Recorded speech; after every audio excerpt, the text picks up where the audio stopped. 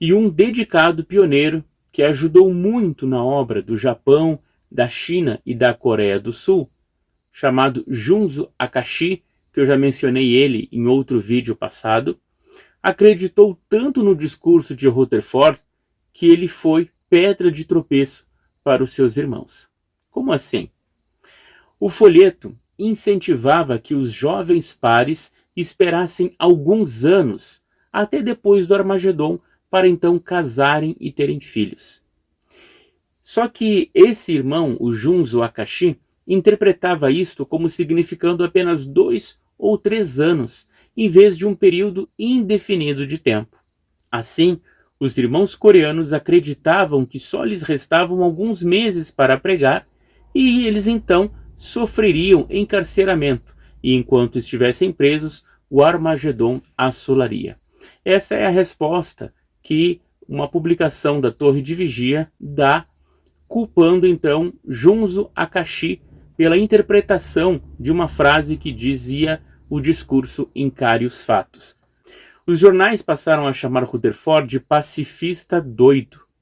Mas o que você pensaria ao ler no livreto as seguintes palavras?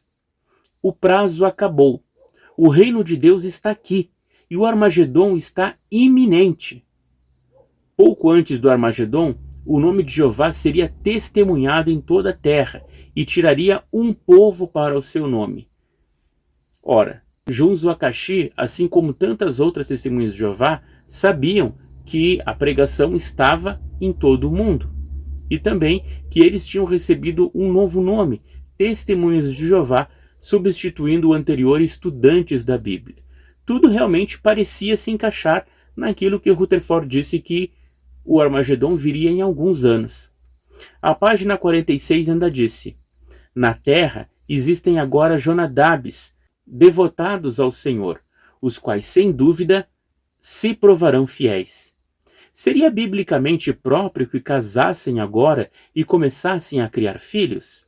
A resposta é não, e está apoiada pelas Escrituras, dizia a publicação. E daí explicava, que os filhos de Noé e as suas esposas não tiveram filhos até pelo menos depois do dilúvio ter passado, de tudo estar seco. Mais ou menos 2 anos após o dilúvio se menciona o nascimento de filhos. Então, com base nisso, Rutherford entendia que dentro de pouco tempo, de alguns anos, os Jonadabes poderiam se casar e ter filhos.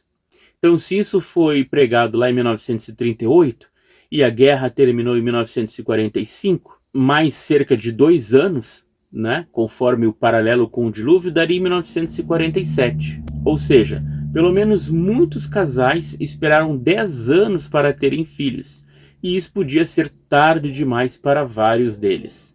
A página 50 do livreto Encare os Fatos ainda dizia: aqueles Jonadabes que agora contemplam o casamento, ao que parece, fariam melhor se esperassem alguns anos, até que a tempestade de fogo do Armagedon passe e então entrassem no relacionamento matrimonial e desfrutassem das bênçãos de participar do enchimento da terra com filhos justos e perfeitos. Olha só que interessante, Rutherford, então, estava determinando quando os casais deveriam casar e ter filhos. Mas só que isso não se aplicava aos ungidos. Pelo menos, não para Bonnie Boyd e William Pratt Heath Jr. E por que dizemos isso? Porque eles casaram em 9 de fevereiro de 1938, em Clark, Nevada, nos Estados Unidos. Marjorie Bonnie Heath, ou anteriormente chamada Boyd, casou-se com o filho de um dos herdeiros da Coca-Cola, chamado William Pratt Heath Jr. Ele já fora casado antes, com uma mulher chamada Dorothy Rambert, filha do juiz Mendel Smith. Mas agora ele estava pronto para casar com Bonnie Boyd. A senhorita Bonnie Boyd ingressou no Betel dos Estados Unidos lá no ano de 1923, provavelmente com 16 anos de idade. Ela trabalhou como estenógrafa de William Van Amberg, mas nesse mesmo ano Rutherford a arrebanhou para ele mesmo, para que ela fosse estenógrafa dele. Já sabemos que ser estenógrafa envolvia anotar de maneira muito rápida, através de técnicas específicas, aquilo que uma pessoa estava falando. Então, era essencial o trabalho do estenógrafo ou da estenógrafa para aqueles que discursavam na torre de vigia.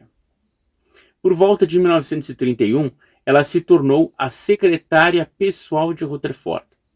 Depois de Maria Russell, com certeza, ela se tornou a mulher mais importante na torre de vigia e mais próxima do presidente. Bonnie Boyd o acompanhava pelas viagens que Rutherford fazia, em especial na Europa, e anotava em primeira mão todos os livros que o juiz lançaria depois. Ela foi apresentada como sua filha adotiva, embora fosse sabido que a ex-esposa de Rutherford vivia com o filho em Los Angeles.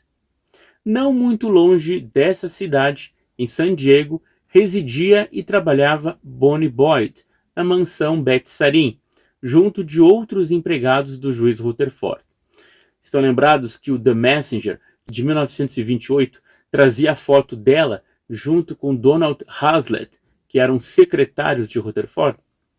E ela foi a única mulher a assinar a escritura de Beth Sarin, comprada por Robert Martin e doada para Joseph Rutherford. Não sabemos se Bonnie Boyd acreditava em tudo aquilo que ela escrevia, sendo ditado pelo juiz, mas ela o obedecia. Há relatos de que ela era sua amante. E quando ela se casou, aos 41 anos de idade, com William Heath Jr., garantiu seu pé de meia, servindo com ele nas fazendas da sociedade. Depois, em 1940, vai aparecer também no The Messenger uma foto do William Jr. discursando.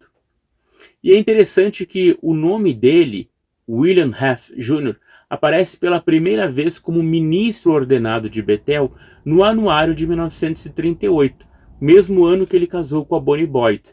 E já no ano de 1939, ele se tornou um dos 7 diretores da Watchtower Bible and Tract Society de Pensilvânia.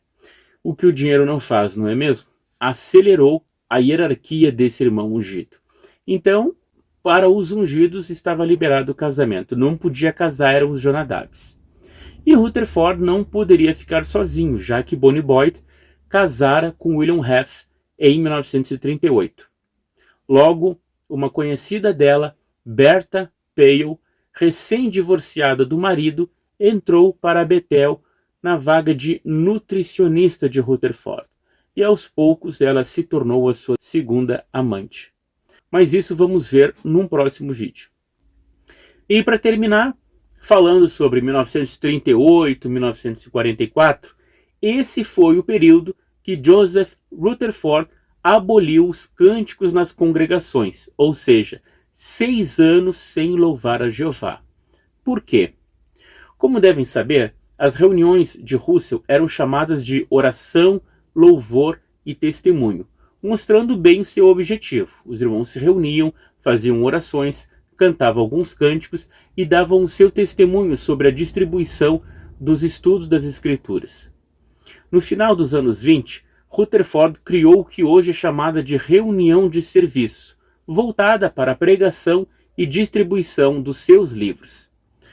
Até mesmo em Bethel era costume, em determinado horário, os irmãos pararem as suas funções e cantarem louvores a Jeová. Nós só víamos a saber que as Testemunhas de Jeová pararam de cantar em seus locais de reunião através da revista A Sentinela, 1º de fevereiro de 1997, nas páginas 26 e 27, sob o título O Lugar da Música na Adoração Moderna. Ali diz: em 1938, o canto nas reuniões congregacionais foi amplamente dispensado. No entanto, a sabedoria de seguir o exemplo e a orientação apostólica logo prevaleceu.